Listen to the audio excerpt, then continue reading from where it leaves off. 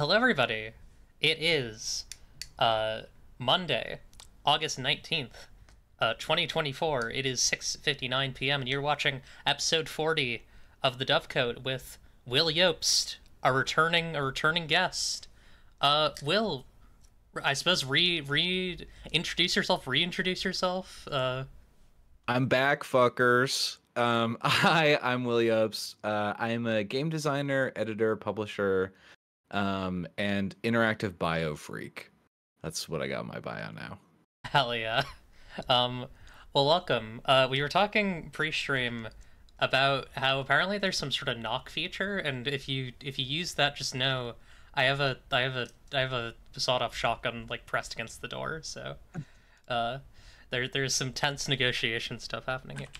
But M- Man traps are illegal in real life, but you can do them if someone tries to stream at the same time as you on Twitch. yeah, In you your can stream. do it on streams. That's okay. In Minecraft, you could do it. In Minecraft, yeah. In Minecraft. Um, so we're here to talk about a number of things, but I would say first and foremost, a lovely game that you're working on that you are going to be crowdfunding starting tomorrow. Plasmodics.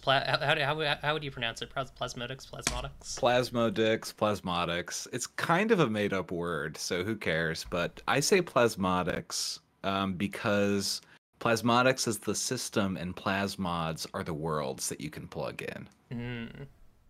But yeah, this is my post-apocalyptic gonzo sci-fi game where you play the plasmodics and your mutant freaks in the weird future. It's kind of like a send-up of the first edition of Gamma World. Like if you took that game and put it in the microwave for 3 days, took it out, and tried to play it. Hell yeah! Ignore the red line that shows the people are asking for updates on biotriffication. That's the most threatening UI element of any tabletop designer's life. It's pretty bad. But yeah. I popped the preview link in the show notes if you want to check it out. Hell yeah! We're also hang on. I need to stream my thing to you so that you can see what we're looking at. We're looking at it right now. Sweet. Here we go. I've also put it in the Twitch chat. Wait, hang on. That's not what I meant to stream to you. I meant to stream to you this. There we go. But yeah. You gave me an early version of it. Early laid out version of it, and I have to say I really enjoyed reading through it. I really like and enjoy the like kind of I would almost describe it as like narrative with damage type system that you're kind of going for. Much. Yeah. I remember like Riley Hopkins' Zombie Survivalist 2E was kind of in that zone, and I really enjoyed that. I guess another game that we'll be talking about later in the show Awesome. is another one of those. But yeah, this is I really enjoyed reading through this. Yeah, it's been such a blast to make, and it's been a long time in progress.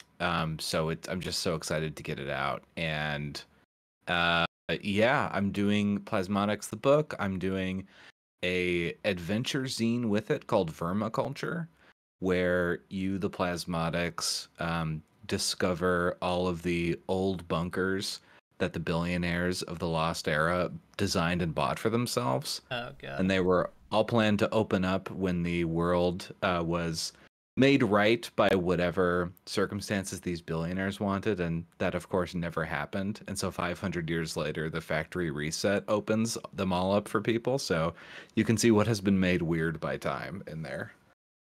Hell yeah.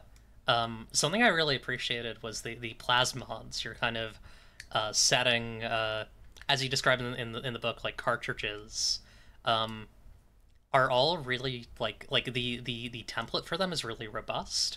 And I'm very excited to see like both, obviously this game and then the accompanying zine, but also what, folks make out of this, kind of in the future.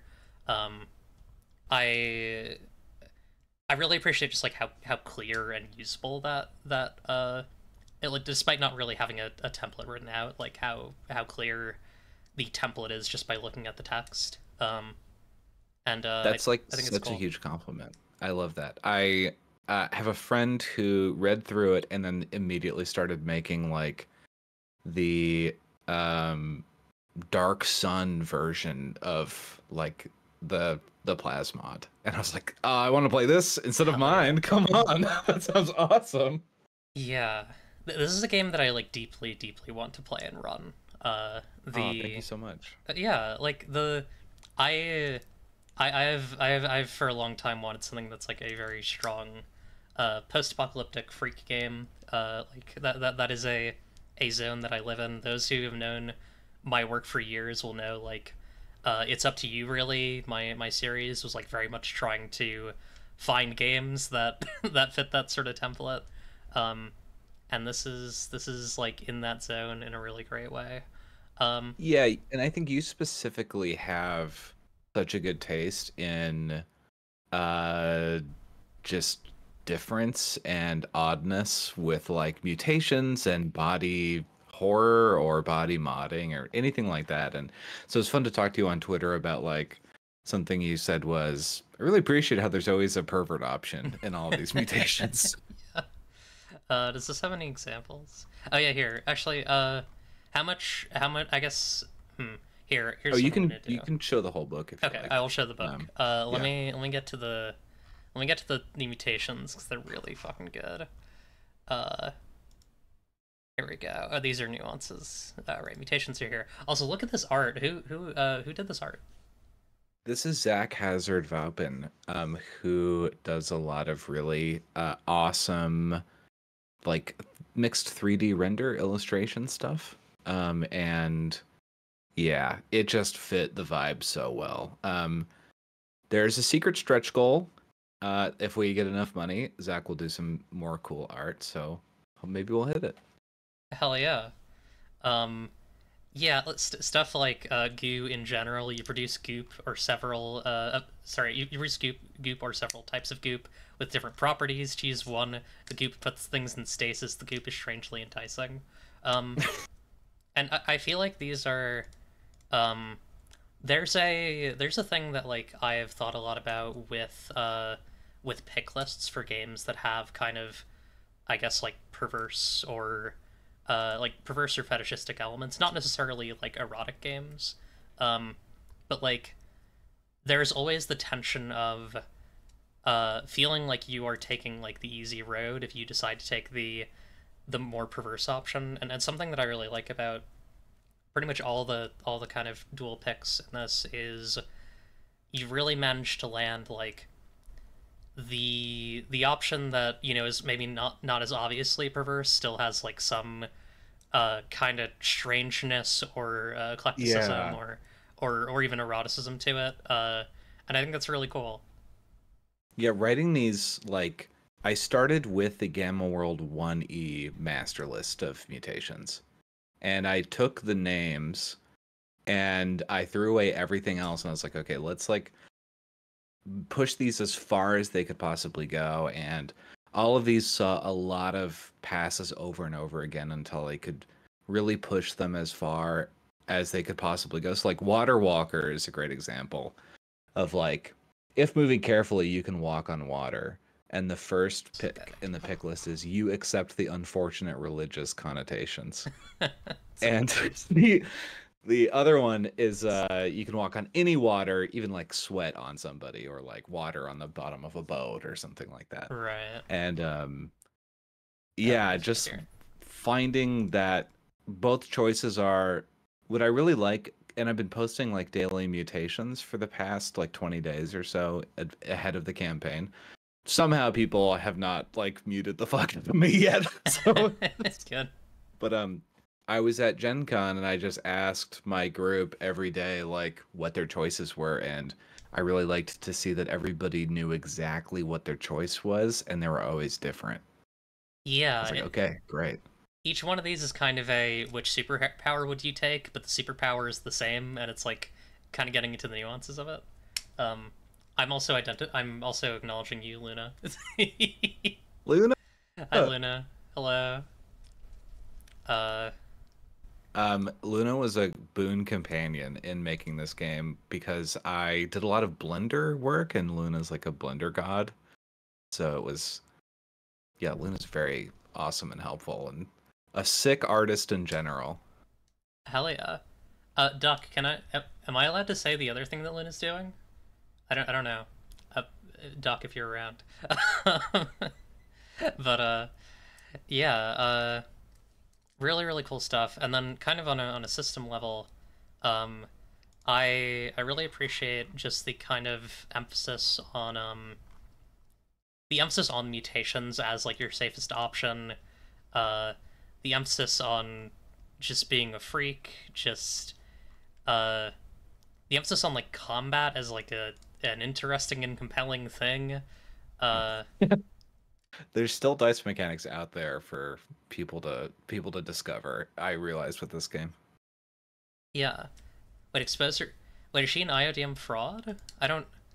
Am I not up to date on the details? I don't. Okay. My understanding is that Luna is editing Isle of Dr. Moreau, which I have some rating in. Ooh, Uh, amazing. that's the cool thing. Speaking of cool mutants, come on. Yeah, another freak game. Uh, oh yeah, true. Luna is also going to be on the Dovecote soon. But um, yeah, I'm trying to remember other. Let me sift really quick. So I'm trying to remember other stuff that I really enjoyed. Oh yeah, no worries. I can just talk about so Yeah, go ahead. there's mutations, which are the ways you're weird in your body, and there are nuances, which the ways you're mutated in your personality. So there are, like 48 or so mutations, and there's over like 100 nuances. And those can be things like improvisational firefighter is a nuance, or escape artist.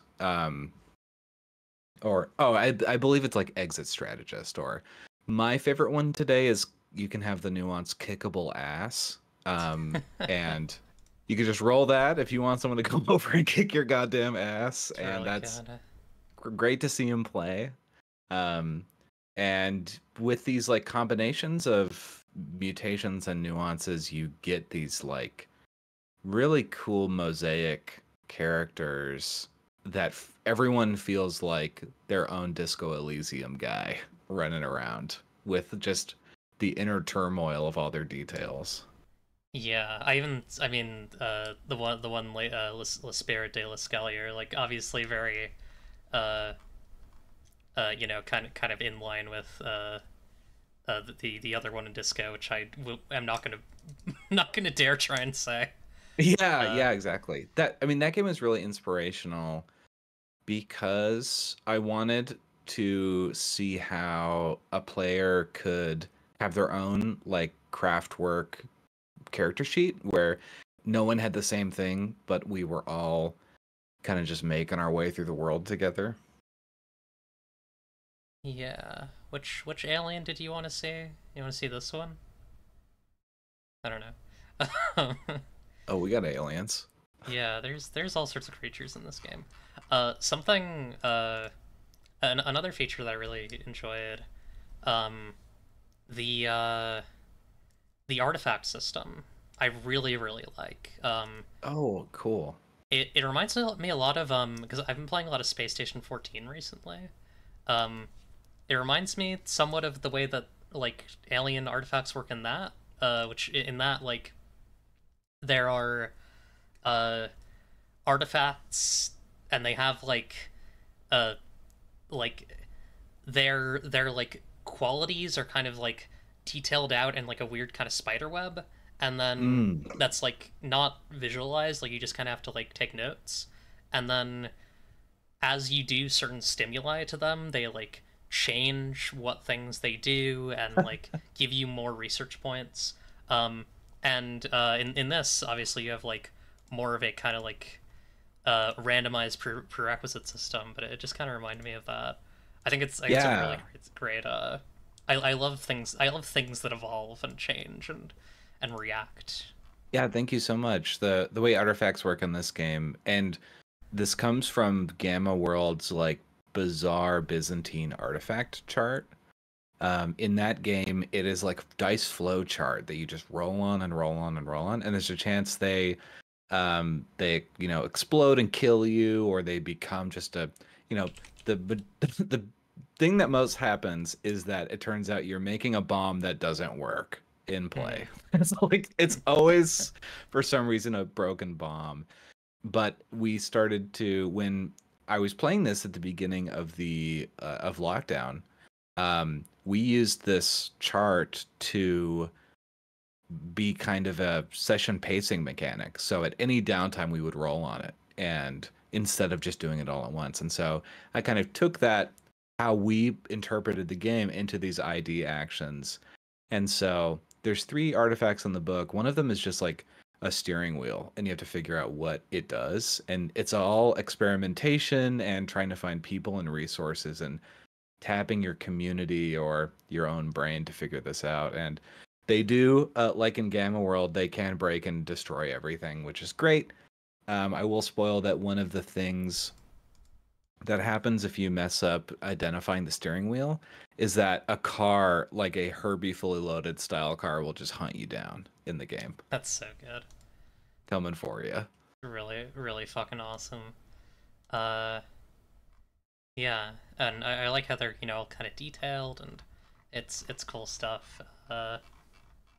I'm excited to see the D36 situationships table. I think that'll be exciting. I could give you some. Oh, please do. I'd love to hear it. We've got, I think my favorite one is that everyone was catfished by the same person. So you're really just good together. There's one that you're a documentary film crew, just running around and just recording things. Band, obviously, you have to have punk band as an RPG group. And I think another one is you are a rival newspaper team. So you can be like a newspaper and a rival newspaper. That's really fun. Yeah, I'm very excited to see this game in its full glory. It's very, very cool. Are there any other things we haven't talked about that you wanna mention about it? Yeah, it is going to be on Kickstarter tomorrow for like 17 days. So please go check it out. Like I said, Vermiculture is also the adventure zine. And then I'm doing some extras like a zine of essays and a con scenario that I ran this year called Whale Food, where you get eaten by a huge whale and have to go around collecting ambergris. That will be a little pamphlet zine, and there's some extra swag. And yeah, I'm just really excited. There's too many cool things for me to talk about this game. Hopefully I will be able to release like a preview doc either later this week or sometime during the campaign so people can get a closer look. Hell yeah. Yeah, keep grab this book when it goes live tomorrow, and keep an eye. Very, very cool. Let me close this window. So, I guess with that, I'm gonna ask my normal ask questions, which I don't know if they've changed much in 6 months. I guess we'll see. Let's see. What are there any games that you've been? Actually, I'll ask first because we did kind of a promo oriented thing. But are there any games that you're working on that you'd like to tell folks about? Other than that game, I have another game that will be kickstarting in the new year called Big Grave Fashion Fantasy. And it's a game where your style, your fashion, your clothing equals how powerful you are. So you're going to play a clique of style icons kicking around a city and trying to get to the top. And it's got tons of fashion, and it's the type of game where you are given the tools to describe whatever fashion you want. So it's half of the game is dress up and half of the game is like a furious like Pokemon battler kind of thing. Yeah, I'd actually love to.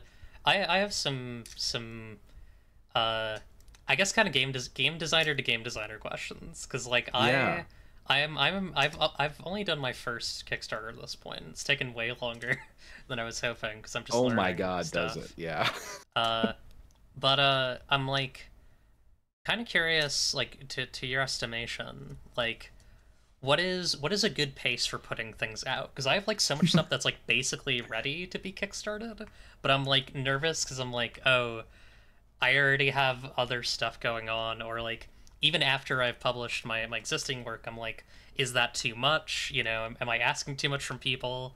Am I, monopolizing attention too much? Yeah. It is really hard to find what the tempo is. And I was unpacking a box yesterday and I found a little like process zine from a project I did at 2019, I think. And it was like, by the way, my next game, Big Grave Fashion Fantasy, should be out later this year. Oh, And that was, a clear 5 years ago. So I will say that until Plasmatics, had been the sort of game designer that could only bring something to Kickstarter before it was done. Um, and that has a lot of damage associated with it that you will take through. You're just taking constant poison damage until the end of the campaign. Um, but I will say that at Good Luck Press, Seb Pines and I have spent the last 2 years or so just kind of getting our process set and our, ancillary publishing things like who do we print with? What's our process? Where do we store books? How do we ship them? Just like drilling that stuff so we can kind of learn our schedules before coming to a Kickstarter. So, um, I think for me, and it depends the kind of size of game that you like. So like on from a size perspective, where do you see yourself making games? Whether it's like, plasmatic style 120-page book or like a big chunky fucker or smaller projects. What do you think? yeah. The thing is that I make stuff with like such variety. Like Yeah. Biotropication is a 28-page zine, which is like on the line alongside for zines, right? But then I have like Autopsy Feast, which is like 100 pages, Sapphic World, which is like, I mean, I don't even want to think about how long that book is. But Incredible name, by the way. Autopsy Feast. oh, thank you. That's my weird Biofreak game, which I'm gonna try and either do an itch funder or a Kickstarter for like Nice. soon-ish. Once Biotropication is like in people's hands, I think. Um, it's got a thing where you have like a grid and like you collect body parts and then like you put Oh body my parts God. on the grid and then that's like your character's body. I want to play Um, this so bad. hell yeah. I'm Jeez. excited to have that out and like start talking about that more because it's very fun. Wow. Um, Your pitch is great. I mean, I want well, to thank play it. you. Uh, But but like as yeah, far as size release wise, schedule, yeah, feel like I know some creators and artists who have a season of production, so they will like, the winter's kind of a no-go for one reason or another, whether that's internal or external. And so that might mean like kind of lumping your writing in one part of the year and then doing the production another part of the year or, whatever. But I am trying to really learn how I make stuff and I'm really not sure what's the healthy thing for me to do. I know what I can do, but I don't think it's necessarily the healthiest option. And if I am crunching, I would rather just get paid to do something else, I think, if I'm going to work that hard. You know? yeah, that's real. Um, yeah, I hope that I hope the folks in my audience who are who are also thinking about making games can glean something out of that. Yeah, I think I look to a cool way to make stuff, which is to release a shorter scope thing for free or for pay what you want. I really suggest pay what you want for something like that. See if people like it, have it just percolate for a little bit, and then revisit and say, okay, now it's time to make it into a big old thing. So Discord Ghosts, this Discord has Ghosts, and it was like that. I know that Spencer Campbell does this kind of stuff all the time, but that's nice because I think we can kind of understand how a 25-page game can get done. Like being done with that feels possible, Mm-hmm. while a 100-page book might feel, what does the shape of that even look like? And beyond that, like, how in the fuck are we going to make this? Yeah. Yeah. Yeah, it's there's a lot games take a lot. Games take a lot of people. I think it's been good having You Are Beheld, where it's like, I have other Nice. people to like hold me accountable and hold each other accountable and like have a sense of what the scope of a thing is and like talk about it. It's uh I would say like my personal biggest advice would just be like work together. I think Yeah. you can't do everything alone. I will say that I sent out Plasmodics for beta reading, and then again I sent it out for like testimonials and stuff, and it's the biggest like connecting feeling. It's really Hmm. nice. Yeah, it's like, Um, ah, yes, this thing that I've been writing this all this time is real. it's real and people like it, Hmm. which is wild. But yeah, I think, I will couch all of my advice about like creating in that financial realities will often step in front of what is the healthy thing to do. And, it's impossible to balance, so you kind of just have to do what you're gonna do. But yeah, I'd True. say do small things, learn what it's like to be done, start scaling up, um, get like it's muscles, right?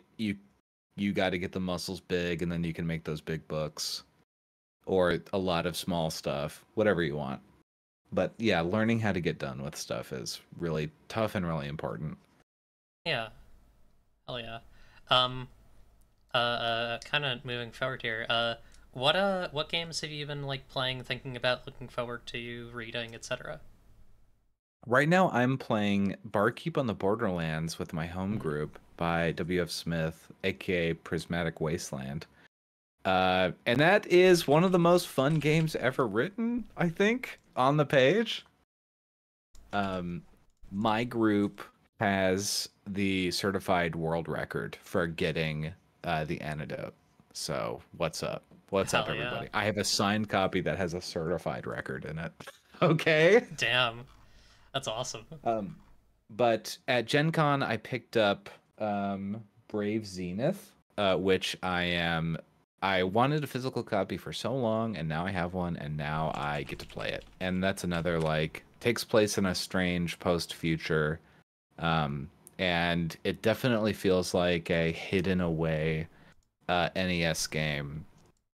What you'd imagine the game is based on the cover of the game. So I'm really excited about that, and I'll say finally, also right in front of me is Aaron King's Spice World, Hmm. which is their kind of part of the bootleg collection that they did that included Speed Rune and a Fallout inspired game. And there was one more that I'm missing, but Spice World is the Dune one. And we're going to be talking weirdly about Luke Crane later, but Hmm. that's the other Dune RPG that I played was like a Burning Wheel thing like that. But yeah, Aaron says spice up your life. I'm so excited to play that game. Hell yeah. I I read through a good amount of Zenith. What's the name of that game? I forgot. Brave Brave Zenith. Zenith. Yes, I read through a good amount of it. Partially for one of my blogs because I was looking for games that had like specific settings. Um, Oh, nice. and that was a very fun one for that. And I also played some After the Bomb After the recently, bomb. Yeah. uh, and have been uh, kind of waffling about writing sex moves for it. So, and Yes. weird perks and stuff. I'm writing a very small book called Sex Mods that adds like a bunch of stuff for Fellowship and After the Bomb and Galactic 2E, and just whatever else I wanted to put some eroticism in. Awesome. So yeah, very very cool games. I need to read Spice World. That seems sick. I mean, it does the kind of elite maneuver of having a bunch of text on the cover, which I'm doing for all the Plasmatic books. Yeah. But the one on the cover of Spice World, which, by the way, not affiliated with the Spice Girls, so just so everybody knows, I think it could be compatible, but that's up to Aaron. But it's science-fueled adventure amidst drug-addled feudalism. So first of all, king shit, okay? Not Yeah, just Aaron facts. King, but king shit. And then the cover says, all governments suffer a recurring problem. Power attracts pathological personalities. It is not that power corrupts, but it's that magnetic to the corruptible. God, that's really good. I gotta put some text on my game covers. That's a really fun way to like. It's a fun hook. Yes. And like Aaron's going for the Traveler look here, but the writing is so much better than Traveler. And it's just Is there? I'm trying to it's find Spice OP. World. It might not be physically available because it's a bootleg. Yeah, that's fair. Let me look if it's on it. I know Aaron's in the chat. Aaron, if you're watching, if you have something special to offer us, offer the people. I could just everyone could come over and we could all play it. True. Oh, it's hiding in a Google Drive somewhere, Aaron says. It's Hell free yeah. somewhere out there. So if you can find it, get a Mentat and they'll show you. You can They'll get show that you if the you can way. find it. Okay? It's not available on computers because of the Butlerian Jihad. That's why. Right. Yeah, no, that makes sense. Good. Really good. Okay. Do you want to talk about weirdly I managed because I was late on getting the news this week. Managed to get a good amount of news. I feel like we should like do one or two and then take a break. I would. Yeah, that sounds great. How do we feel about doing the first and second and then taking a break? Sure. Hell yeah. I did not save these as image files, rather foolishly. And I don't have that Discord still. Okay. Did I send you these directly? You sent it to me in a Google Doc, so I Yeah. can screenshot them and send them back. Yeah, I guess we're gonna. Yeah, I have them. I guess I'm just gonna do some really. These are gonna be fucking crunchy. It's gonna be gory. Yeah.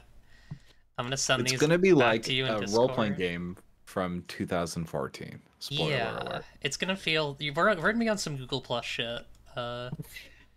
Today. Yeah, this is really gnarly, but it's the best I can get it because I left that Discord after taking these. Okay, so That was a hit and run. it was a hit and run. Tactics. Yeah. I need to make these. I need to make this a separate window. I didn't do the thing that I normally do. But yeah. It was like the one time. I'll tell a little story while I get set up here. When I was my first year of journalism school, I did a story on a little like flyer thing that that showed up in the library at my university. That was about like it was just some like racist shit. It was some like white supremacist to like they're Yeah. replacing the white race shit. And it was like a Discord link, and so I joined the Discord like heavily obscured, and then I asked like my editor, and they were like, "You should not do that. You should make it clear who you are." So I pivoted really quickly. You went in with the Unicorn Riot vibe, which I love. Yeah, you don't want to be identified. Yeah.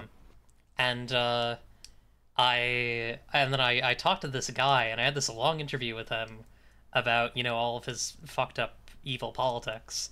And then at the end, he was like, "Oh yeah, can you not put this in?" It's like, why the fuck did I talk to you? But yeah, I guess the point is don't there's no reason to talk to Nazis. They're just What a gonna what a waste your fucking gutless time. fool. Yeah. Yeah. All right. Speaking of gutless fools, um, we got to talk about a little thing. I'll go in the order of my investigation into this, which is so Dev the guy posted a thing yesterday saying that Dungeon World Second Edition is apparently going to be a real thing that happens. It's being written by the author Burning Wheel, who bought the rights from Sage Latora. Both Sage and Adam Coble, the original designers, aren't otherwise connected. Interesting. And then Interesting is right. my friend Jess mentioned that Luke Crane was involved in this whole kerfuffle, where Luke Crane, who was the kicks, I don't know if he still is He was the game's like lord at Kickstarter. It literally says he left. Yeah, yeah, left. Departed the company, and quickly canceled this. Okay, well, this is gonna be perfect RPG. It was a Zine Quest 3 thing, in like 2021. And the problem with this was they had a bunch of collaborators, and they didn't tell them that Adam Coble of Dungeon World 1E was involved. For those who don't know, Adam Coble, is disgraced in the TTRPG scene for, basically violating one of his players' consent on a stream. Far Verona, I believe, was the name of the series. Mm-hmm. It's you can look into it, but this Luke Crane guy, maybe not the best, in my opinion, maybe not the best. Yeah, the perfect RPG came after maybe it was about a year of post Luke Crane, this situation that happened on stream, and the article, or not the article, but the write-up from Blue Jay also. And it was seen as a act of rehabilitation that Luke was doing, to ritually reintroduce Adam Coble into games. And like you said, none of the contributors knew, and they were all like, I do not want to work on a project with this person, whose apology simply didn't cut it. And and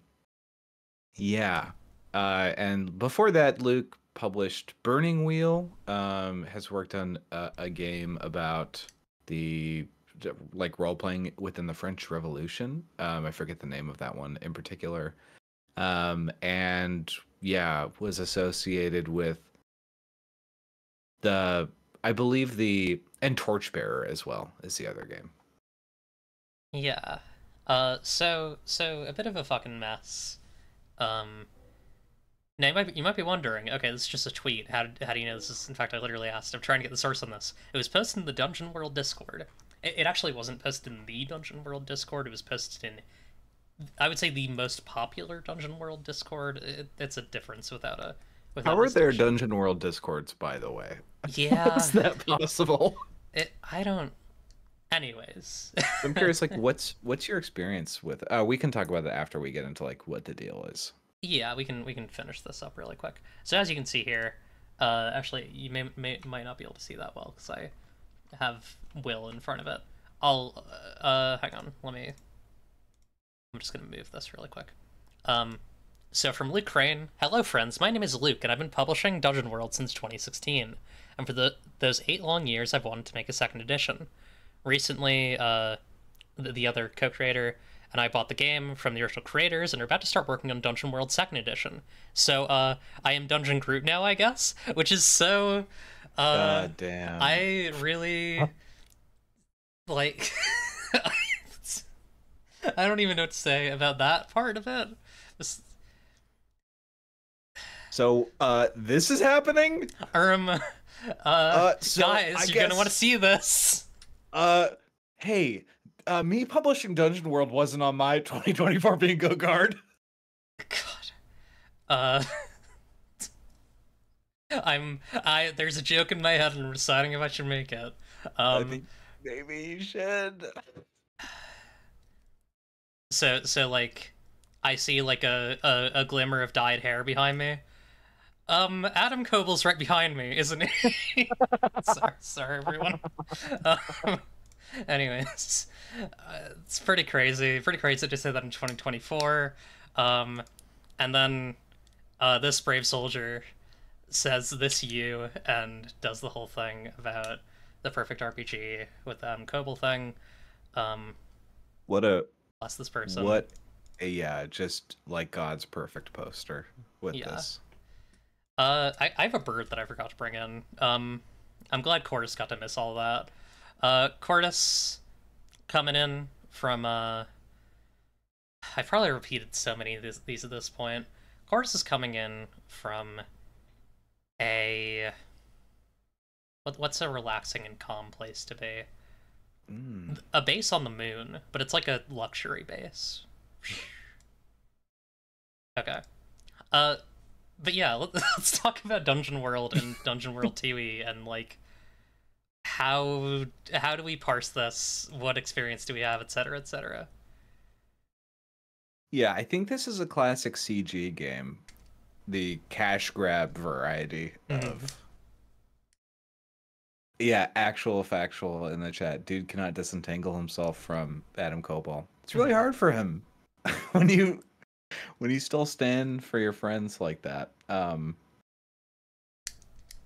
But I've played Dungeon World. It's been a long time since I played it, but I ran a game of it for my coworkers at my old publishing job. And I think like, you know, the publisher aside for a second, just to hold like to put Luke in the oubliette for a little bit while we just talk about the game. It is like so many PBTA discoveries behind that I don't even know what it would look like today. Yeah, I I think Dungeon World in a lot of ways is behind Apocalypse World because it's like proudly regressive, if that makes sense. Like it's I have experience playing it. I've used it in play-by-posts. I'm actually technically in a play-by-post that's using it right now. So I played a good amount of it. Yeah. I don't like it. But it's like, if the choice is to play D&D with a person or play Dungeon World, I'd rather play Dungeon World, you know? Yeah, it's still got that kind of store-bought vibe, like generic version. I'm trying to think of like a store-bought soda, you know. But anyway, yeah, that it holds this cultural cachet that it being the first PBTA alternative to it that a lot of people adopted, it doesn't go away. And that's like why we have multiple huge Dungeon World discords, I guess. Yeah. I mean, to be fair, that was the only major one I was able to find, but I'm sure that there are more. If it's the biggest one, I'm sure there are more Dungeon World discords. I'm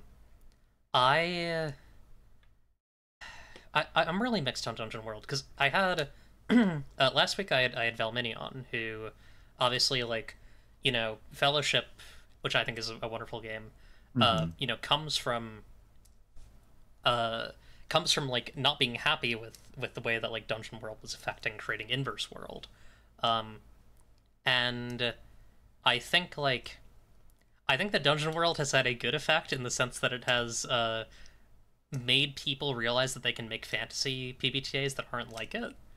But yeah, I also think that it's more significantly made people make fantasy PBTAs that are like it.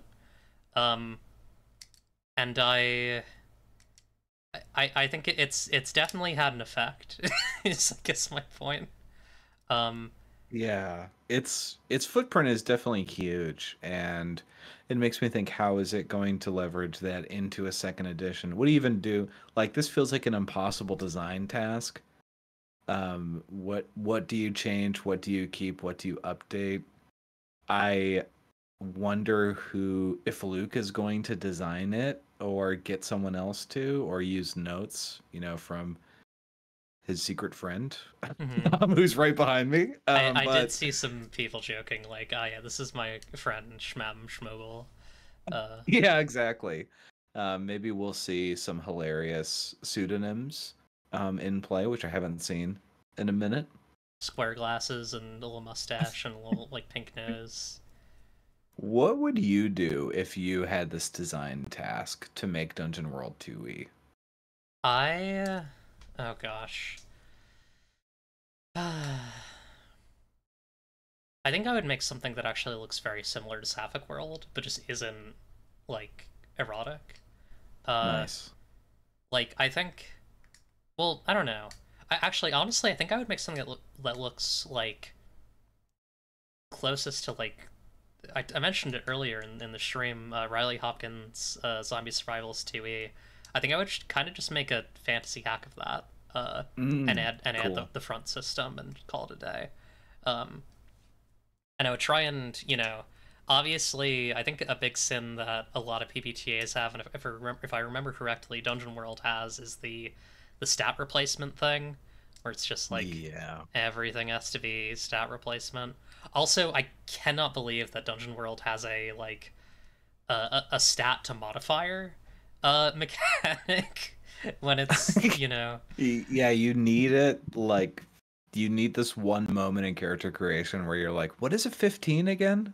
What yeah, does that mean for me? and it's like weirdly scaled. It's um but yeah, I would just try and simplify it. I would try and make things interesting and compelling. I would look to like Under Hollow Hills for like Mm. inspiration in terms of, these are going to be very uh you know setting agnostic things, but you want to kind of give some hooks, I think, in a way that will be compelling.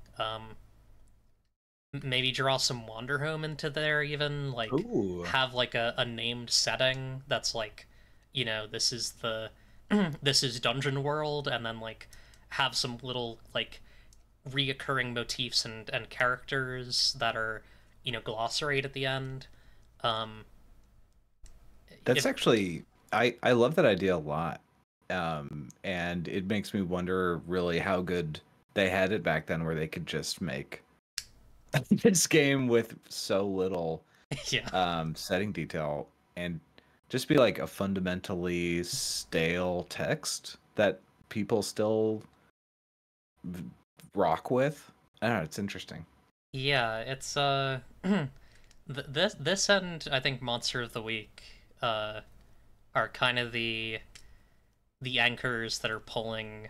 Well, I wouldn't say I would. Maybe not anchors. Giant lead ballasts that are pulling the boat of PBTA down into the ocean. Uh, and every year it takes on more water. Uh, while as I mentioned, Under Hollow Hills, I think is like has such good move design. And Yes. that's the bakers who came up with the whole damn thing in the first place. Uh, and still seem to understand it from sort of an untainted, uh, or not untainted, but kind of unfettered point of view. Yeah, they strike me as the kind of designers who struck at something and then want to explore every iteration of what it could be. I had the wrong birds up. And Ignore it. birds up. um yeah, it's funny that we're not talking about like the, what it could be, which is a Avatar style Magpie PBTA game, like, Right. the 2020s, this decade's state of the art, which from what I've heard, it's left some people with like confused expectations about what that kind of game can deliver. And I wonder if a more trad fantasy thing would be a better home for some of the Avatar mechanics. Yeah, I actually don't know much about that like kind of style. I think the closest I've kind of hewn to that is like reading, or the closest I've kind of gotten to, knowing about that is kind of, reading like Thirsty Sword Lesbians, for example. Hmm. Um, which I think is a very like appealing, uh, I think very well designed PBTA. But still a From very broad appeal. Yeah, from what I've heard and seen of the new Tomb Raider game, that Ray is designing, along with a team at Evil Hat, the way that they have created the tombs and adventures basically within PBTA is going to feel like what we should have been doing all along. Hmm. So I think that's something to look at for, if I was making a Dungeon World 2e, you know, I think there needs to be a mega dungeon book, and you just figure that out. I feel like that's it, to look to OSR for cues about what a vibrant fantasy experience can be. I think it's that kind of signature location adventure thing. Yeah, I agree. In ways that uh will become obvious to anyone who's read Sapphic World.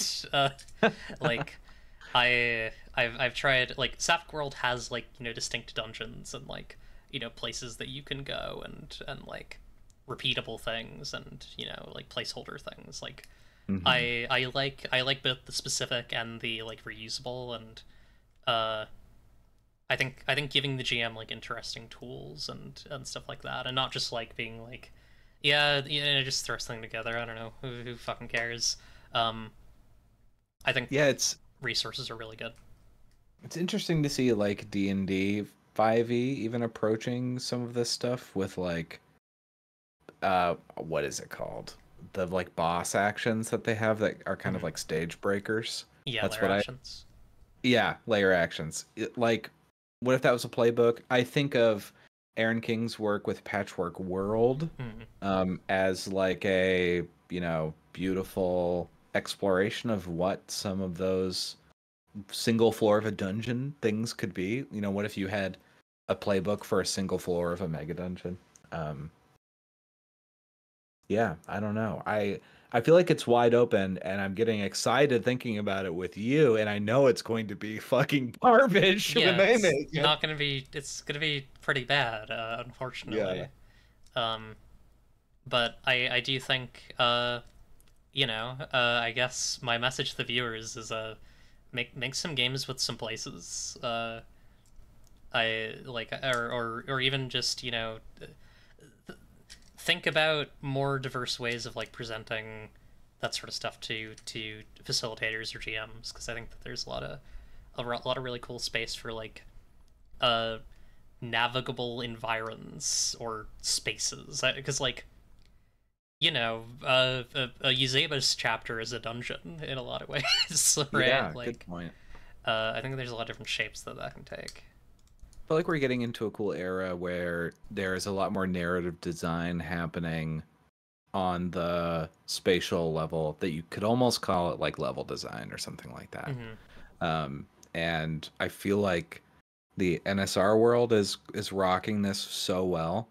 Um, Whether it's like with path crawls or exploring alternate modes of conveyance in both like where our feet are but how we're telling the story, the pacing, things like that. Yeah, I'm excited for games, I guess. That's Games what are I'm saying. cool.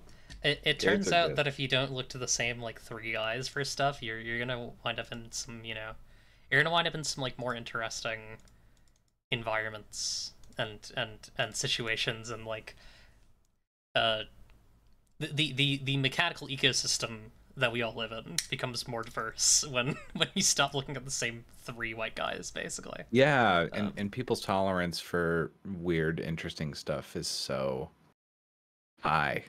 So, I today was like for some reason hurting myself by watching an interview with Jeremy Crawford about some of the differences in D&D 2024. Don't ask me why I was doing it. oh, the power of the plus two. God, I was watching a Jenny D video. What's the power of the +2?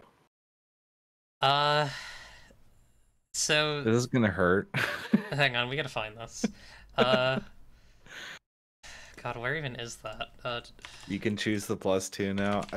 I'm so glad I didn't learn about this until right now. I guess I can just look up Dungeons and Dragons because I think it's in their media feed and I can just find it. Dungeons and Dragons media.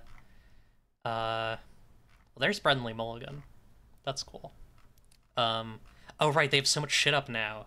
It's gonna be because Gen Con happened. It's gonna be impossible to find this. I just gotta look for the man. Here we go. I found it. I love this video so fucking much. You might not be able to hear it on your end, so I'll send it to you. I did actually make a parody of this for Sapphic World, which you can find on the Sapphic World Discord, Sapphic World Twitter as well. I don't know if I can get this full screen, but I guess we can just watch it in the Twitter video viewer thing. Actually, hang on, I can get it full screen. Here we go. Okay. Yeah, that looks fine. All right, here we are. Let me also get desktop audio on. All right. If you decided your character, whatever class you're a part of, we're learning so spent much. Their formative years serving in a temple in some capacity, you could choose Acolyte. And the Acolyte background tells you the way he says Acolyte also. The 3 abilities that you have the option to adjust are Intelligence, Wisdom, and Charisma. It's like so you fucking have dry. Total freedom in which of those you decide gets the +2, which one gets a +1, or if you maybe don't want to make that choice and just give +1 to all 3. Okay, thank you. Thanks, buddy. +1 to all 3. That's a absolutely wild style thing I just watched. So that's like what I wanted to say was that I've seen some of these very, like Jeremy's blinking a lot, maybe in Morse code, like something's wrong, and he's always saying something like, well, in this new edition, we've added support for pencils instead of pens. You can erase. We have more gutter space for erasing, and the pencil shavings don't go everywhere. And it really feels like such a corporate thing. I feel like I'm learning about like the Pepsi rebrand every time I learn a new thing about D&D 2024. Hang on, we'll play the Sapphic World one as well, just because I think it's really funny. Oh fuck yeah! I'm very proud of this. This really dumb bit that I did. All right. Here we go. Yeah, so instead of playbooks, we have titles in Sapphic World. Each title has 2 columns of stats. It's powered by the Apocalypse game, so that's what you add to your rolls. Like, let's say you're playing a Liege's Footstool, and you decide your character spent their formative years wrestling instead of serving a mistress. You might go with the stat line with +2 control and -1 yield. But you want to pick the column with +2 to yield.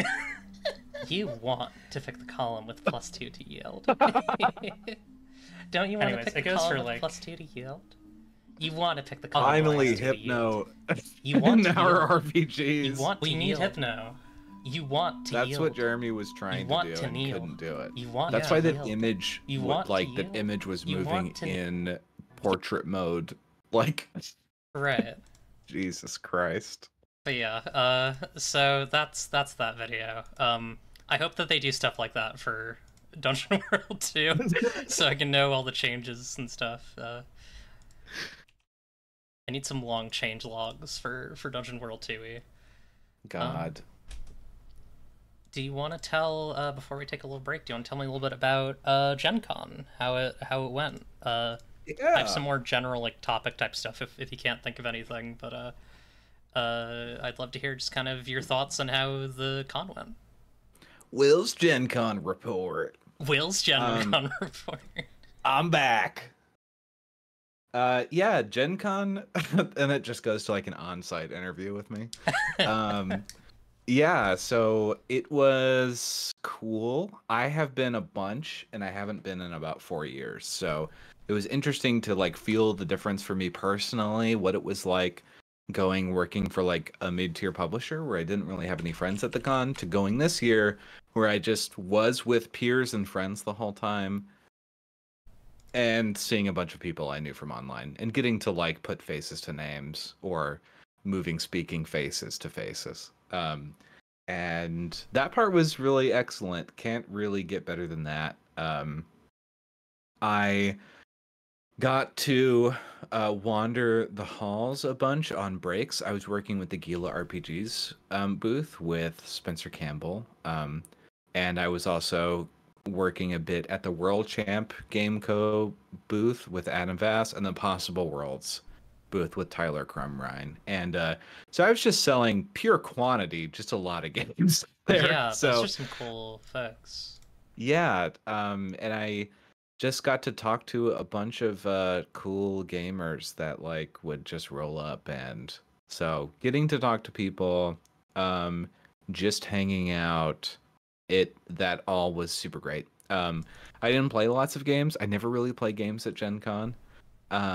But I did get to just wander through with like sunglasses, noise canceling headphones, and a KN95 on through the hall and just kind of absorb like what the state of the art looks like, just across board games and RPGs and stuff. And it's always a very like clarifying thing about what I want to make, seeing everything out there.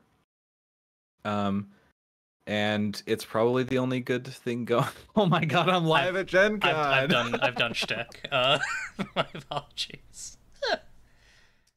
Yeah, I did meet the Paizo man. I'm trying to think of the weirdest thing at Gen Con. Okay, I know what I saw.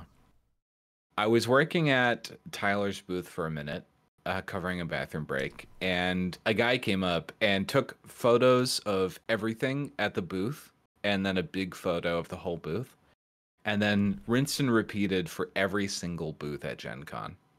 Huh. And it was just like really quick phone photos on like Sunday midday, and I could tell this guy was like in the 200s and he needed to get like 2,000 booths. And so I stopped him, and because I was like, "Why are you taking a picture of me?" Right. And it is for someone who assembles a binder of Gen Con booths and recreates the entire convention in photographs because he can no longer go. Oh.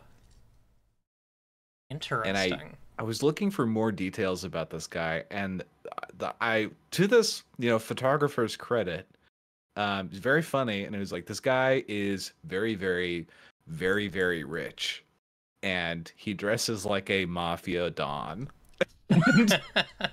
So, yeah, there is somebody who's just assembling like a gamer panopticon, just in their retirement. This is what they're doing. It's just kind of fascinating. I think that's really cool and it's interesting. Wild. Yeah. I am resisting the urge to say holy fuck, it's Adam Koebel. I need to stop mentioning him. He's a piece of shit. I don't want to talk about him too much, but if you say his name again, we'll appear. That's scary. But yeah, that's really interesting. I know, like, there's a lot of like I'm not to assume like why this guy can't go, right? But like, I know there are a lot of folks who have like accessibility concerns with cons and COVID, and now it sounds like monkeypox is a thing, which is scary. And I hope that, like, by God, if you go to a con, please fucking mask up. Like, it's so easy, and like almost no one does it anymore. It's really messed up. I was very proud that everyone I was with was masked, and we had extra masks at the booth to give out, and that's great. And the amount of people who that was just not a concern was staggering. There were so many. So and I know people who were going to exhibit and didn't because they knew there'd be a spike, or they knew that there would be all these people whose personal comfort kind of trumped a social good. So yeah, I thankfully did not get COVID despite everyone's best attempts. Yeah. The reality is, like, you're probably going to, like, you're probably going to catch something at a con. Whether you are masking or not, you reduce the chance if you're masking. And that thing might be COVID. And you do not want to catch COVID because it's not just, like, you get sick for a little bit. Like, I mean, I had COVID in 2020 for a little while due to no fault of my own. I was isolating, my parents weren't. And I still have memory issues and, like, brain fog from it. Like, it's not worth it. Like, wear a fucking mask for everyone's sake. I don't want to catch COVID again, so wear a mask for my sake, at least. Yeah, exactly. I don't want it to get worse. There's so many unknowns that it's really not hard to do. It is not uncomfortable. Yeah, wear a mask, please. Yeah. If you have like glasses issues, you can find, get glasses cleaning product. You can get one of the strips. There's a lot of different ways you can mitigate some of the issues that show up with, some of the really minor, like, inconveniences that show up with masking. If you're worried about your face, I have a huge head and giant glasses, and I still do it. So yeah, if you're worried about being sweaty, get some like wet wipes or something to clean your face off. Like, it's not wash your damn face. Like, just go to the bathroom and wash your face. It's not that hard. So I'm looking at future cons, and I also see that Metatopia, which just got announced, like, is pulling their mask mandate back, and they're not having it. Hopefully, we can get them to reverse that decision, which seems arbitrary. Yeah. Speaking of, like, cons and pressure and such and stuff like that, on your end, was there any visible fallout from the Crit Awards situation? Obviously, the Crit Awards was pressured out of leaving Gen Con, or not presenting at Gen Con, due to Zionists, basically. Exactly. Being freaks about everything. Yeah, I'm curious if you saw any, like, results out of that. So I didn't. I know that it happened pretty quickly up to the con happening, and I was very disappointed to see I was disappointed but not surprised to see Gen Con's reaction, as they will just, they're like a corporation, so they are going to make the corporate decisions that make them the most money. So unfortunately, I didn't see. It's a bummer, right? Because the Crit Awards are an important award show, and having in-person, or not in-person, but like live award shows are great. And this year in particular, there wasn't yet. I don't know if it's going to happen, as the Indie Groundbreakers. Not really sure what the deal is with that. The Dicebreaker website is in toilet. Yeah, it's not real. It's not real. I don't know if the awards is happening.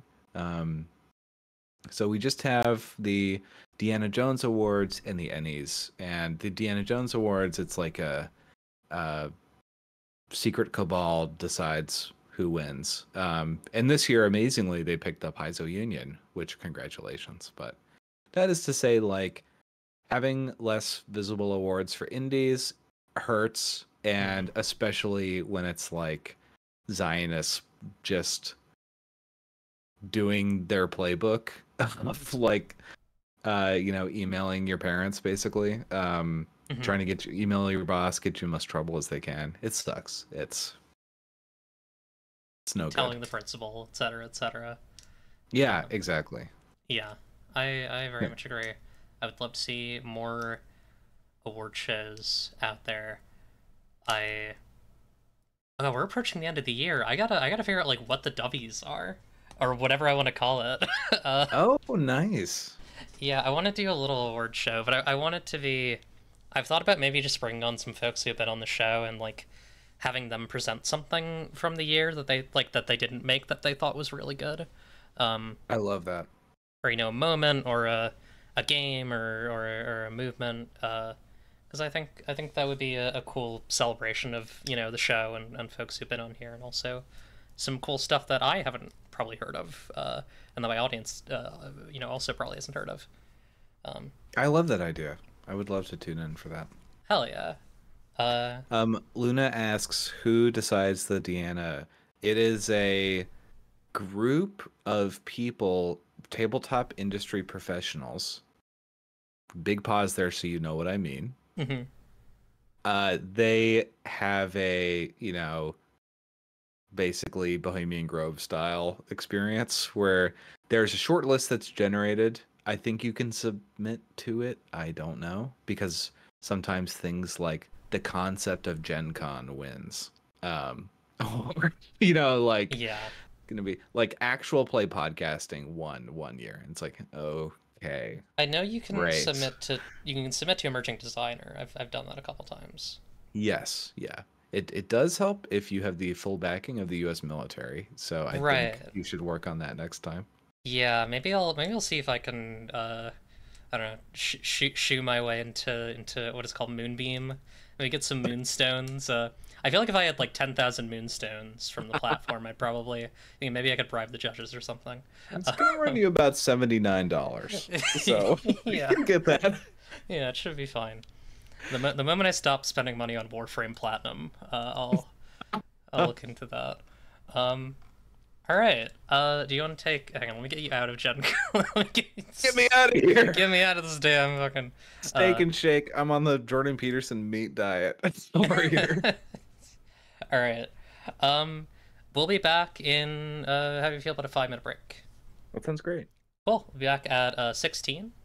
See you then. We'll talk about the rest of the news.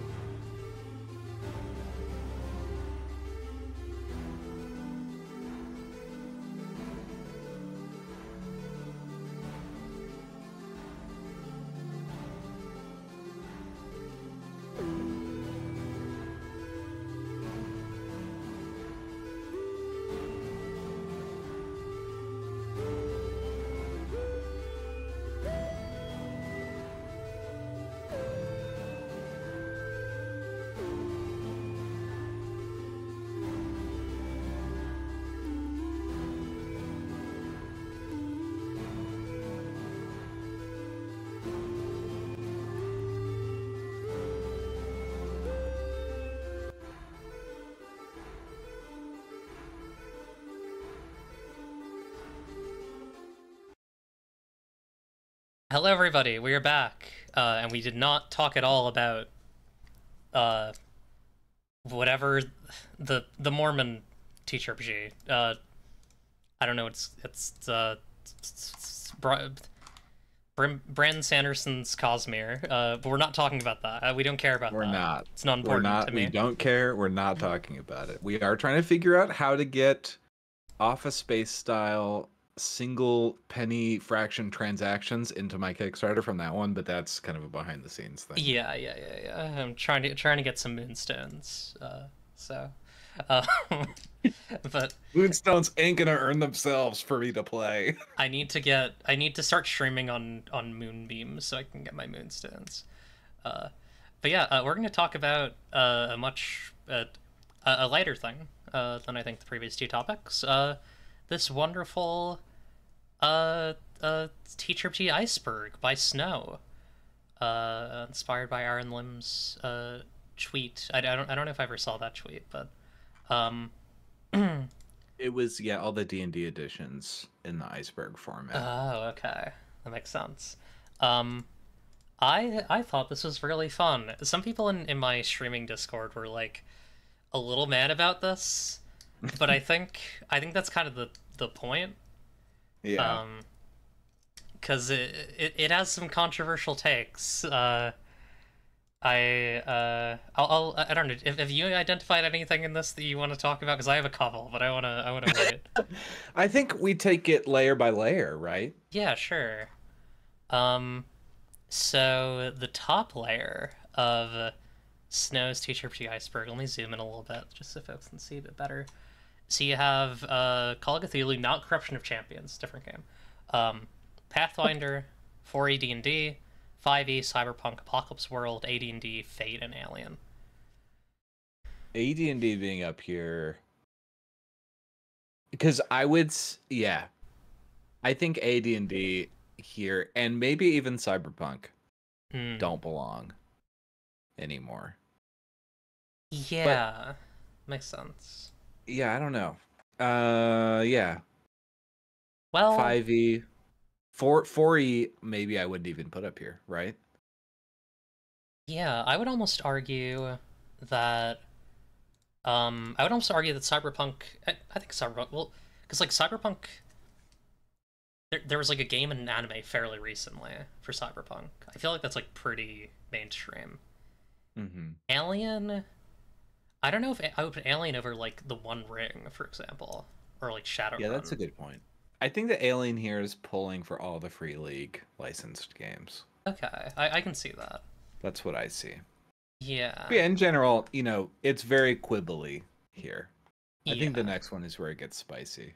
Lasers and Feelings, Mouse Guard, Lancer, Fabula Ultima, Monster Hearts, Rune Quest, I assume. I think there was a typo. Traveler, Blades in the Dark, Honey Heist, MCDM, Fiasco, Vampire, The One Ring, Warhammer Fantasy, Dread, Shadowrun, Iron Sworn, Savage Worlds, Mosh, Morkborg. Fiasco strikes me as a game that I think was more well-known in, like, the Google Plus era, but I think I think people maybe know games that are Fiasco games, but don't know Fiasco itself as much anymore. That's just my vague sense. That's a good point. Yeah, if you look at, like, what's being played by, I think, people visibly, Fiasco's not there. Yeah. Whereas I totally see Honey Heist. Honey Heist maybe even, like, I like it's the beginning of the iceberg because you're seeing stuff. Yeah. Lancer makes sense. It is a perpetual top itch game. Rune Quest, honestly, I don't even know if it should be on this list, but I've played Rune Quest. I don't think play Speedrune by Aaron King. Yeah. I have not played Rune Quest, so it's nutty for sure. Sounds nutty. every initiative roll is complicated. That's kind of like that. Yeah. No. Not including anything by Stargazer. Sasha is so wild. I mean, as her girlfriend, as one of her girlfriends, I would agree. But I think it would have been nice to see a Sasha thing on here, but also like this is very much Snow's list, right? Like I think we have to be understanding of that fact. Next... Yeah, Mothership, Mark Borg, totally. I would for me put those even above this. I think they're pretty popular. But otherwise, these feel right. Yeah, I would agree. Next, we're getting under Paranoia, Root, Werewolf, OSC, Bastionland, Numenera, 10 Candles, Cypher, Kids on Bikes, Invisible Sun, Thirsty Sword Lesbians, Wanderhome, Rifts, Mutants and Masterminds, Dungeon Crawl... Is this Dungeon Crawl Classics? Yeah. Yeah, Heart, Quiet Year, Worlds Without Numbers, Ryutama, TY... What is TY over? 1,000-Year-Old Vampire. Right, yes, okay. Knave, Troika, Torchbearer, Unknown Armies, Kingdom. Kingdom instead of Microscope. Yeah, good point. Here are some games I am haters of, right? Like, I think Ryutama is beautiful, and I think it's the game that people recommend the most without having played, because they would not recommend it that much.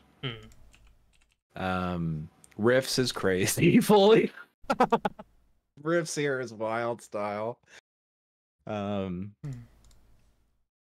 Yeah, which of these, maybe we go with like, which ones are you not familiar with? Do you think they should be here, or which ones are you a huge fan of? Because like for me, I see Paranoia is a huge inspiration. Unknown Armies, that was like the first game I collected. I like got all of the original editions. That's somewhere in my library. There are a lot of games. Oh, sorry. Oh, go ahead. There are a lot of games on this graphic generally that I have like a base level familiarity with, but I've like not read, not played, or not really asked people enough to have a full understanding of what they are. Well, I'm happy to. If anything looks funky or you want the DL, I think I know a lot of these. I don't know if I know what Ryutama is, actually. So this is the natural fantasy game by Heavy Industries. Let me get the publisher. Yeah, Kododama Heavy Industries. And the cool parts about Ryutama are that you are playing on a JRPG style rank.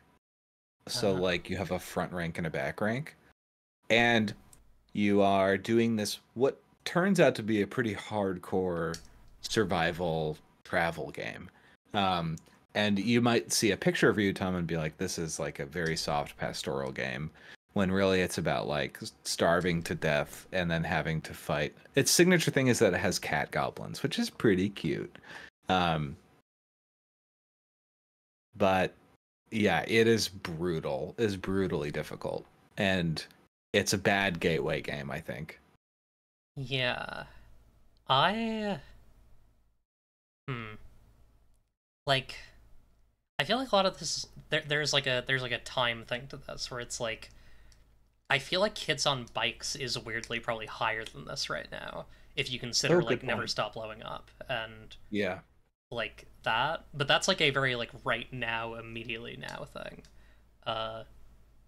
It's interesting. I like that you bring that up, because it's like how these games can move places on this. Yeah, and I think this is very reflective of like Snow's understanding of this stuff, which is like which I think is good. I think it's good that like people should have very different understandings of like what is what are the taste making things, because TTRPGs are not a monolith. Like TTRPG players are not a monolith. I guess going down, Icon, Monster of the Week, Masks, Forbidden Lands, Alice is Missing, Karn, Flying Circus, Everyone is John, Ars Magica, Lady Blackbird, Chubos, Brindlewood Bay, Mouse Ritter, Kill Puppies for Satan, WTF, Slayers, and Uzeba.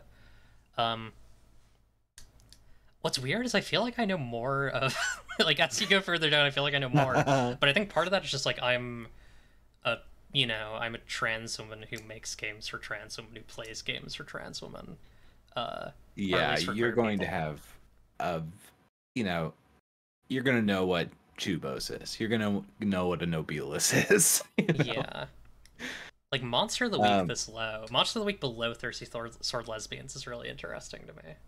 Yeah, like, if the McElroys have played it, is it really underwater? I guess. Yeah. Tough to say. We need a sky. We need, like, a layer above this. We need sky. We need space. Stars. I think here, the interesting things... I'd love to see Flying Circus here. That's sick. Ars Magica here is wild. Ars Magica on this list, because this is, like, firmly a Gen Xer game. Like, this is, in the 90s, this was hot. And I still steal a lot of stuff from Ars Magica, especially like the troop play, but not much else, I think. I don't know what WTF is. I don't know either. I'll keep on going through this list. Wisher third is this Wisher third is Fatalist? Oh. This is really I don't know if this is that. You can't find this game. This should be at the bottom. You can't play this right now. It's at the same tier as Yuzeva's, which you can definitely play, and Slayers, which you can definitely play, and Whirlwind Wave, which you can definitely... Why is this not, like, down here? I was tendencies at the same level. Okay, we'll get there. Wait, this is a Something Awful game? Okay, I was learning at Gen Con from Julian K, who designed Mutants in the Next. I was learning a little bit about the Something Awful RPG design world, which was... I just had no idea what the deal is with that. Oh wait, is this Wizard Thief Fighter? Oh, that makes a lot I found more another sense. game. Okay, I see. Oh, are these all Luca's games? Maybe. So like Shredder Metaship? Yes, yeah. So okay. Ultraviolet Grasslands. That makes sense then. That's a reasonable placement. Yeah, but it's like saying all of these publishers, like if instead of Slayers it was Gila RPGs, I don't think he would say that. Anyway, interesting. Yeah. And then Ark, Sleepaway, Fist, Apothecaria, Armor Stir, Tunnel Goons, Cyber plus Punk, I'm not sure how you're supposed to say it, 2400, Lumen, Liminal Horror, Artifact. I'm not reading these in a cohesive order. Tunnel Lagoons, Hardwired Island, Wild Sea, Guvat Banwa, Armor Stir, Varn, Beam Saber, Errant, Nova. Again, like, I know more about these than some of the ones that are higher up, but I don't think I'm a good point of reference for this. Like, love Beam Saber, love Armor Stir, but I'm also like kind of I like mech TTRPGs, so I do know them. I ran a indie game monthly meetup, and one time I had a bunch of students come from a school, and they were like, "Have you heard of Fist?" I was like, "Hell fucking yeah, I've heard of Fist. Let's play." So I feel like Fist is kind of a breakout. Speaking of like interesting PBTA, boundary pushing, cool stuff. That's what I think. Yeah, I have not played Fist yet. I've played Planet Fist, but... Oh, nice. Yeah, Planet Fist is awesome, too. Love Planet Fist. Wild Sea has had a Quinn's Quest review. Yes, which I think puts it a bit higher up. Yeah. Because they're making that YouTube money now. So I feel like... Yeah. Okay. Yeah, I think a lot of this makes sense to me. Artifact feels right. Guvat Banwa makes sense. Yeah. Who knows where that's going to go next month? Yeah, I hope folks are doing all right. Yeah. There. Very high Gila representation here. I know. It God was. bless. I can just give you like, anecdotally at the con, lots of people just come up and like say, "Hey, I love this game," Hell and yeah. it's very easy. There's something about like Spencer's ability to encapsulate the vibe of a game super quickly and then have it like deliver super fast. That gets these games played. I feel like the time to play is something to study from Spencer. Yeah, that makes a lot of sense. Next is The Wretched, Anamnesis, Teen Witch. Hey, the Discord is Ghosts. Gunslinger, Hey. Rune, Monster Care Squad, Triangle Agency, and Miru. Eh. Yeah, Triangle Agency should be higher, but it's not out yet, right? Yeah, like right now. We got... What's Teen Witch? I don't... Do I know what that is? Teen Witch. Is that a Sabrina? No, that's it's an Avery Alder game. Oh. Wow. I would expect to see like Ribbon Drive sooner, or Yeah. Monster Hearts. It's part of Variations on Your Body, which is not for sale. So I guess we're getting pretty deep here. So I think that's fair. Yeah, and then I need to pull this upwards. But Discord Ghosts, I don't think it belongs here, just knowing things about how it has sold. Yeah. And if that's true, yeah, I don't know. Because that game belongs on a different iceberg that doesn't have to do with RPGs. It's like kind of more of a itch.io curio than it is a tabletop RPG. That's kind of my understanding of that game. Yeah, I would agree. I also feel like there's like there's a degree of like, I think there's a thing that kind of happens whenever you make a thing like this, where it's like, you start, you naturally start putting things that are more horrific, more scary, further down, even if they're not more obscure. And I think that's kind of what's happened to this Discord is Ghosts here. Yeah, it has like a esoteric like vibe to it, while being, will be my most played game ever for the rest of my life. So like, it's. But Yes. That's a good example. We were talking about this like an hour ago, but like this is something that we just made and put out for pay what you want, and then saw the response, and then a year later put out a big guy version. So yeah. Yeah. Oh yeah, the snow does use here, by the way, folks in chat. But yeah, next up we have Inspire Isles, which I don't think I've heard of. Celestial Bodies, Cozy Town, Maharlika, Firebrands, Featherbeak Bone, In Extremis, Echo, Apocalypse Frame, and Dot Dungeon.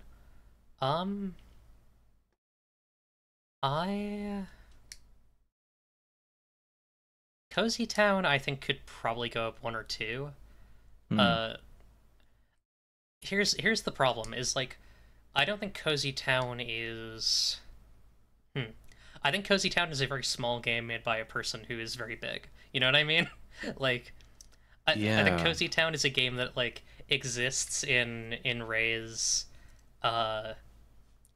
library, among like games that have been fucking gigantic.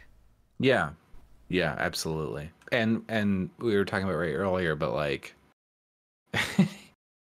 yeah, I feel like that it could be as distributed as Aguila here. Right. Like the breadth of Ray's work and the way he has just covered so much of a design space. Yeah, it's strange not to see like Apocalypse Keys in here, for example. but I'm not strange. Like, again, this is Snow's Yeah, list, it's and I not our like totally list, yeah. understand. If I were to do this, that's when I say strange or I would do this, I'm saying like I think it's good and cool that Snow made this the way that she made it. But I also, um, you know, I would probably do it differently. Um, Firebrands is one of the first games I was introduced to in the indie space. So Yeah, Dot Dungeon, I understand trying like putting your game low, but I think that Dot Dungeon is like pretty well known. yeah. Apocalypse Frame, I'll take it. But it's also like a game that's being made now by a pretty, prolific, or at least like it exists on itch now by a pretty prolific designer. And Celestial Bodies, I feel like Celestial Bodies set a really high visual presence, at least on social media. Yeah. Which makes me kind of question its placement here. There's some games that screenshot really, really well. And you can make that choice at some point in development, like how to do that. But yeah, it's just like a level of polish that I also agree maybe should have bumped it up. Yeah. Stream where you make your own iceberg. I don't that would be scary. That's part of the other thing is like I would be too scared to do this. I'd feel like I would forget things. So I will reveal that I'm using iceberg as a mechanic in a game about like cryptic puzzle solving. Oh, that's really good. Yeah, the like your iceberg understanding of the world deepens. That fucks. Use it. Free mechanic. Free mechanic for anyone to take. Freebase. They're all free. Mutants in the Night. I'm sorry, did you say Street Magic? This one really pisses me off, but we'll get to it. Yeah. Print Weaver, Tendencies, and Altogether Different River. Altogether, I don't know if I have a good sense of where Altogether is. I like Altogether a lot. I read it recently. It's a great book. Tendencies, I think, is pretty obscure, but also, like, it's a thing. I don't know that one. That is a, like, a high anime inspired game where it's like you have like a power that you use to do all your stuff. Yeah. It's very fun. Yeah. Cool. Yeah. That's a game that I feel like not a lot of people know about, but like people who I know, some people who I know about it. Like my friend Jacqueline introduced it to me. And then I don't know Mutants in the Night. I don't know Freebase. I don't know Print Weaver. So Mutants in the Night was Orion D. Black's game that was itch funding, I think it was like 4 or 5 years ago. And it was a PBTA. Okay. Cool PBTA Mutants game. Speaking Mutant Day, Mutant episode. Yeah. I would put like I forget who it was. Some big game designer had a game that was like a war PBTA, like your soldiers in a war. It's like Band of Brothers inspired. That didn't get made because like they found that like other tables weren't experiencing it the way that they did in their home game. I would put like that down here, like shit that almost got made. I feel like is like the bottom. I like that, yeah. But or like 200-word RPGs that you like go here. Yeah, I would also gesture towards like, I mean, I don't want to be. I think that the thing that would happen is if I were to make this would be like I would do the thing that Snow did here, which is I would put all my friends' stuff at the bottom, right? Like naturally this is going to happen where you are going to specifically know the most obscure games made by your friends. Like I would put Lilith's Foxtrot at the bottom here. I would put my own. I would put like what would Rank and Vile. I would put Third Empire down here. Putting RPGs that only exist on people's Patreons. Yeah, exactly. That's a good one. I think that none of us are immune, is I guess my point. Like, I don't think it's possible to be objective when making something like this. Yeah, exactly, because it's like, what's putting something somewhere other than a vibe? Yeah, exactly. Oh gosh, we only have 20 minutes. We should probably answer some mail soon. Let's do it. Do you want to finish your thought first? Oh, I was gonna say, like, if I was going through and making my own, what would I put at each level? Like, what do I think is... Because it's not so much like, what is the interest to Iceberg? Like, what is your development into a TTRPG sicko, right? Right. And so I feel like if this were me, my actual life, it would have started with D&D 4th edition, and then it would have gone to, like, Trail of Cthulhu, Call of Cthulhu, and then Numenera is right exactly dead on here for me. Mm-hmm. And then Everyone is John again is correct for where I was. Do not like that game, but it was, important in my life as a designer. And I think when we get to, the right before the end of the iceberg, the physical structure, I think this is like some more sickos Forge stuff, or like sad mech jam games for me. Those were kind of like around the same time. And then I'm interested to see like what gets me more to myself, like where I am now. But I will say that like my tastes go in like all directions, so it's hard to say. I should do something like that. I do have an empty day in September. I might September 2nd. I might do an episode where I do an iceberg, but it'll be a very like I will have criteria. Yeah. I almost think like maybe you should not be able to choose what games you have to select from. Like it's from a pool and you have to put them on there, but I also want to know what your real iceberg is too. So yeah. I'll think about how I want to do that. But yeah, that was a really fun one. Good job, Snow, on that. I really like that. It's a really cool idea. Yeah. Oh god. Okay. We have some interesting questions that I'm excited to get to. Let's rock it. So we have some questions from Duck. I need to bring in Apocrypha, who was not here earlier, and if anyone says that, they're lying. Okay. First question from Duck. How does a system influence the perfect number of players for a session? Or is it only the experience of the game leader, or I guess facilitator, that limits the ideal number of players? Yeah, this is a great question, especially depends on the kind of granularity of your system. So like when making a game, I think about what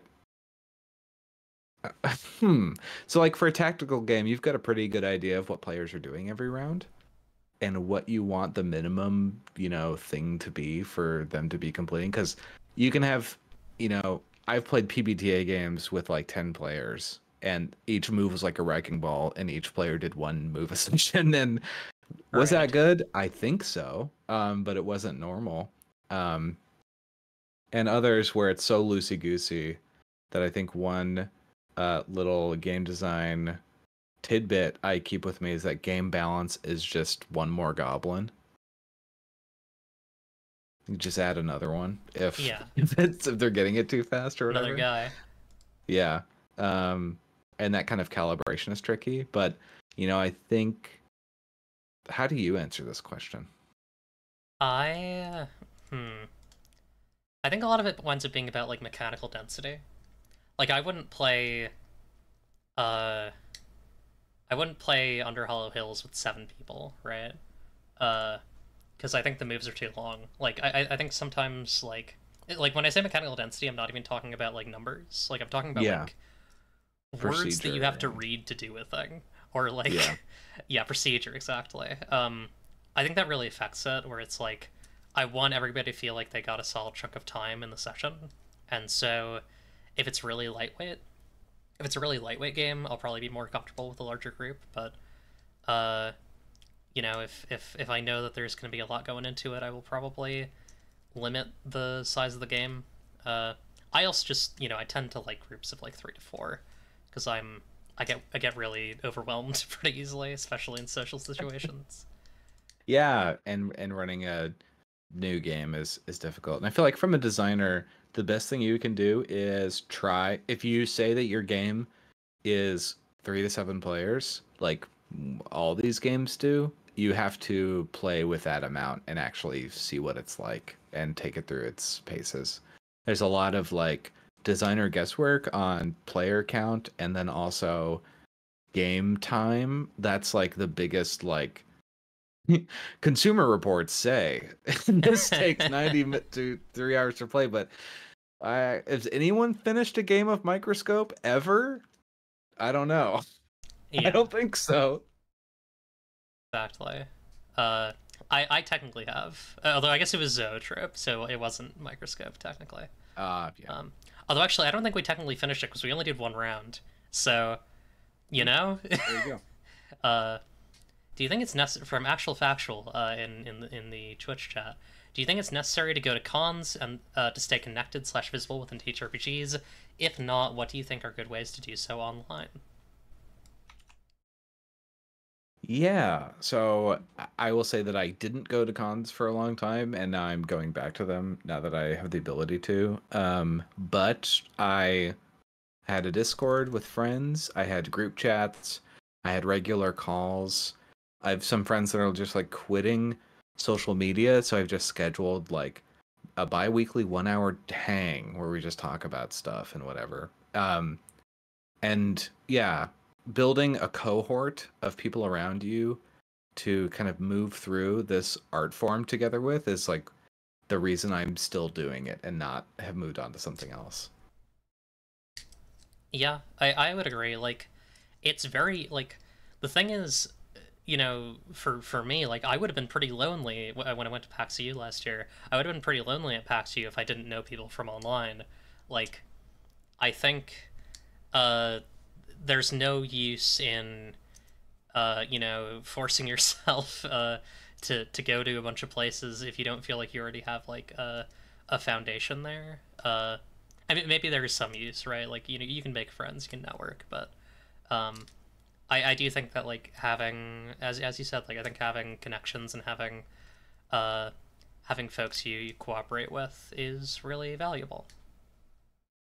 And you can do skill shares for stuff. If you're doing a Kickstarter, you can hire each other for things. Start a podcast with your friend. And it makes, yeah, just this vibe. Because when I was starting out, I was really missing like having a cohort of like people around me making stuff that I'm interested in and they're interested in me and it's cool. That's the thing I wanted the most, and I found I got it through that community stuff. Yeah, I definitely agree. I mean, as someone who, like, you know, a lot of my current work is, it comes out of just you know, like like a pair of tangled polycules and like you know, a bunch of frank conversations about whether we'd like to work together more seriously. Like, I think that stuff is valuable. And yeah, what else do we have here? We have more from Duck.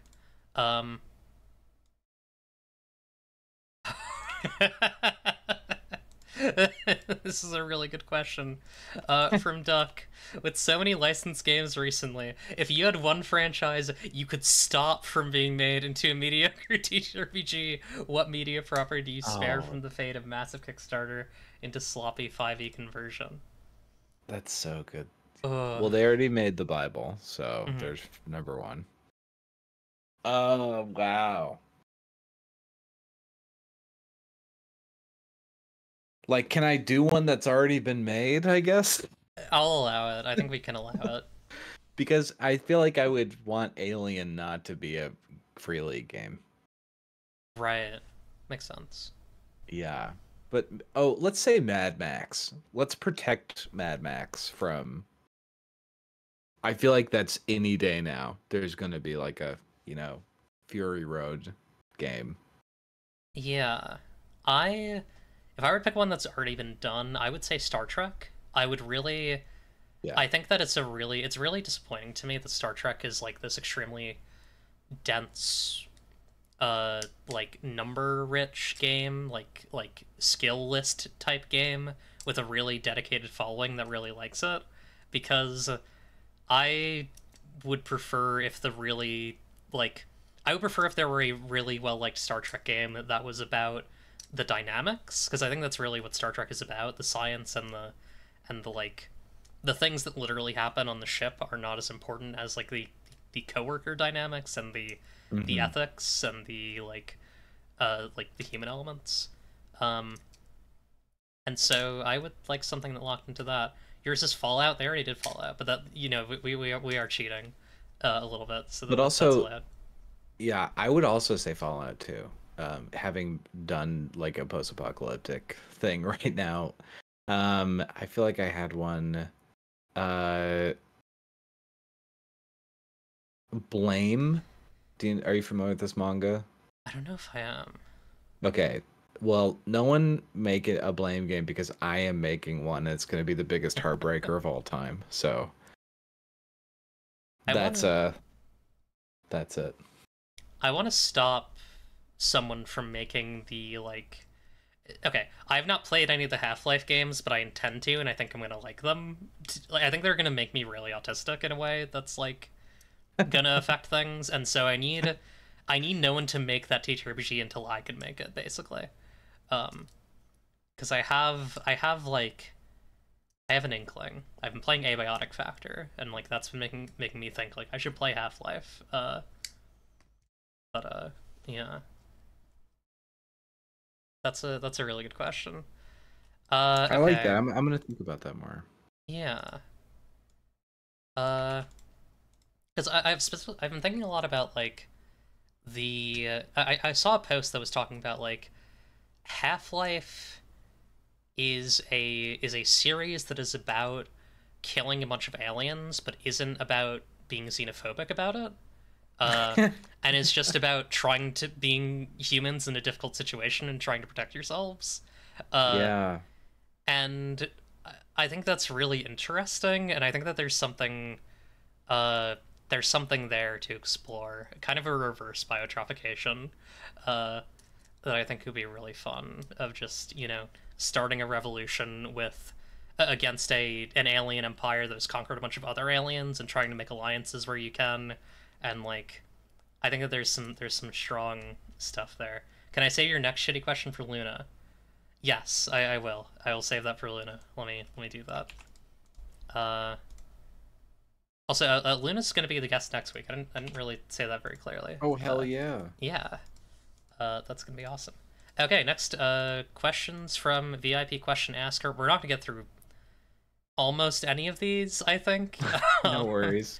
Let me see. I'm gonna scroll through them to see which is the best one, because we're probably only gonna get to one here.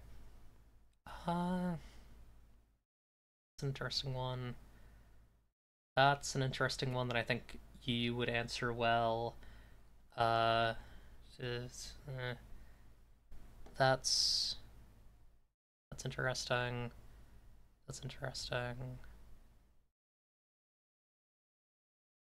There's definitely more than one of these that I'd love to ask you. Let's go with this one, because I think you have the most the best sense of it, which is unique ways of integrating illustration into TTRPGs. How do you write rules where the aesthetically appealing is incentivized? Is that even necessary? I've been thinking of an RPG based off runes/tattoos, where the shape dictates character attributes, and I'm wondering if it's too ambitious. I know that your like layout and book design is like so like interwoven and ambitious. I'm kind of curious if you have any thoughts on that one. Yeah, thank you so much, first of all. It's definitely the visual design is really important, but I feel like making a beautiful book first, like sublimely set text, is going to do so much for you, and then a few killer illustrations or pieces will like make your game into a work of art, basically. And it's also, you know, there's a very gorgeous tradition of bookmaking that goes back hundreds of years that you can draw upon. So that's always what I recommend to people. Like, just get interested in like an era of book and design, and copy as much as you can. Because if you only look at like other tabletop games or other, you know, interesting but very current design ideas, you're robbing yourself from what you could be synthesizing into the future and bringing toward you. So Plasmatics, just to like an object case, this game is using lots of acid graphics, which is like a 2010s design movement to like create rave posters, but as melted and strange as possible. And there's just so much beautiful stuff that I could create a design system based on acid graphics and then pull it into tabletop games and kind of carve out space for that at like chapter beginnings and other stuff like that. But I'm a huge sicko about it. I really like the visual design part. And today I had to scramble and make a bunch of extra covers for the Kickstarter tomorrow. It happens. And because I had reasoning behind all of my decisions, it became really easy to just rock. Yeah. Hell yeah. Good Hopefully answer. I answered the question there. Yeah, I've also thought about a lot about like the way that like, because I'm a big fucking video game gamer.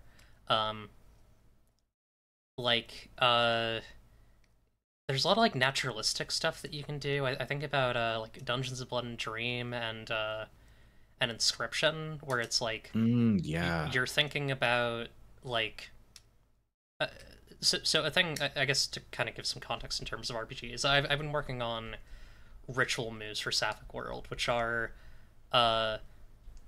like a move. Each subculture has one of them, which like your character has a title, a kind, and a subculture, and the rituals all create a physical artifact in the real world.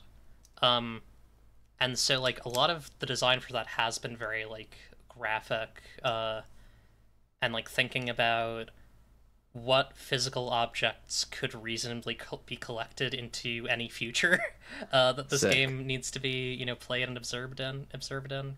And so I'm thinking about like, you know, this is a thing that requires a sketch of a hand. This is a thing that you know, requires sticks and rocks that you found outside. And I guess my point being like, I think thinking in terms of like things that you can visually represent and exemplify in really like simplistic and representational ways in your book, I think can be very, very helpful and very interesting and really like widen your design options. Yeah, and I think in that frame, like the character sheet is a really good place to show all the character of your game.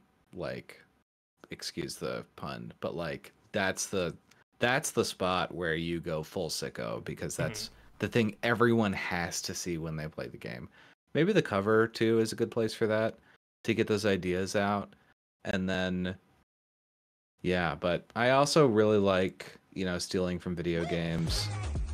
Fully like tracing video game UI in Affinity to like see what they're doing. You know, I do that a lot. While I'll like grab a page from a book that I like or design that I think is interesting, and then just like break down what the measurements are and how they're thinking about this stuff and trying to unbake their cakes. Yeah, that's really smart. I've been trying to do a little bit of that too, and also, you know, obviously drawing from outside of that. I've been working on a layout for like the complete edition of me and my friend Crowley's game We Live Forever and We Love to Live, very slowly, and that's been I've been trying to draw a lot from like playbills, but also like 1980s magazines, like product magazines for that. Awesome. And that's been very fun. Yeah. Yeah. Games are cool. Thank you so much for being on, Will. Thank you so much for having me back. I love being here. It's such a blast. Let me make sure. I think we might... Oh, God. we might raid Marcy, my good friend Mousewife, creator of various games, including that one Carly Ray one. What's the Boy Problems? No, let me. No. I'm trying to remember what is the name of Marcy's really good LA Hallucination. That's right. That's cool. That's a really good one. But yeah, go say hi to Marcy. She's playing a game that I've never heard of, Mimic Logic, which is a video game. So go check that out. Trying to come up with a cool accent for when I get to talk with you. You can speak in your normal voice. I promise I'm not that I don't work with the cops or anyone. But yeah, thank you so much for being on here, Will. Thank you so much for watching, everybody. We'll be back next week with Luna, and take care, folks. Bye. Bye. Remember, if you don't like what you see, you can change it. It's up to you, really. Goodbye, good luck, and have fun!